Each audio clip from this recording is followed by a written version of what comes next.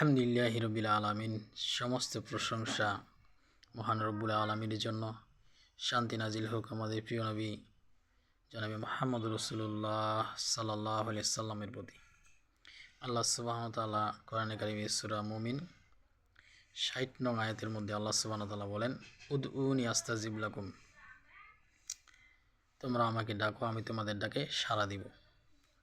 আল্লাহ সুবহানাহু ওয়া তাআলা কোরআনে কারিমে আরও অনেক জায়গায় আল্লাহ সুবহানাহু ওয়া তাআলা দোয়া করার কথা বলেছেন। আল্লাহ তাআলা বলছেন, যখনই আমার বান্দা আমাকে ডাকে, আমাকে আহ্বান করে, তখনই আমি তার ডাকে সাড়া দিয়ে থাকি। এই জন্য দোয়া করা একটি উত্তম একটি ইবাদত। দোয়া করার কয়েকটি শর্ত রয়েছে, দোয়া কবুলের শর্ত। সেই শর্তগুলা মেনে যদি আমরা দোয়া করতে পারি, তাহলে অবশ্যই আল্লাহ সুবহানাহু ওয়া তাআলা আমাদের দোয়া কবুল করবেন। যেরকম দোয়া কবুলের আগে আল্লাহ সুবহানাহু ওয়া তাআলার হামদ ও সানা পাঠ করা, রাসূলুল্লাহ সাল্লাল্লাহু আলাইহি ওয়াসাল্লামের প্রতি দুরূদ পাঠ করা, দোয়া একনিষ্ঠভাবে দোয়া করা, কাকুতি মিনতি সহকারে আল্লাহ সুবহানাহু ওয়া তাআলার কাছে দোয়া করা, দোয়া তাড়াহুড়া না করা এবং নিরাশ হয়ে না পড়া।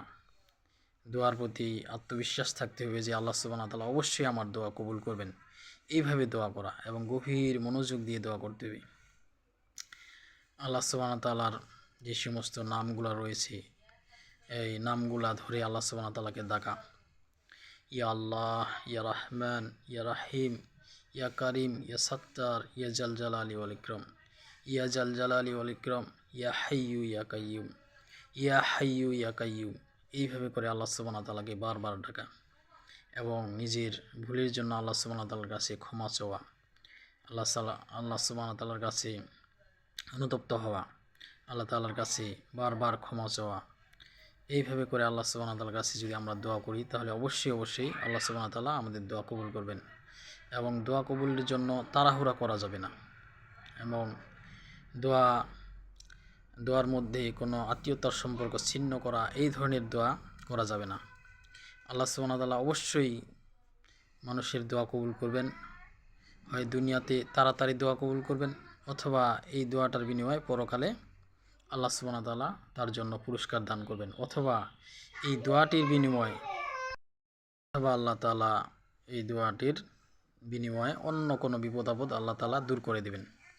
তো দোয়াটা এই তিনটি পর্যায়ে, হয় আল্লাহ তাআলা সাথে সাথে দোয়া কবুল করবেন, অথবা পরকালে এর পুরস্কার দান করবেন, অথবা অন্য একটা বিপদ আপদ তার দূর করে দেবেন।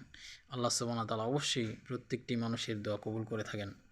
এই জন্য অনেকেই মনে করে যে আমি সাধারণ মানুষ, আমার দোয়াকে আল্লাহ কবুল করবে।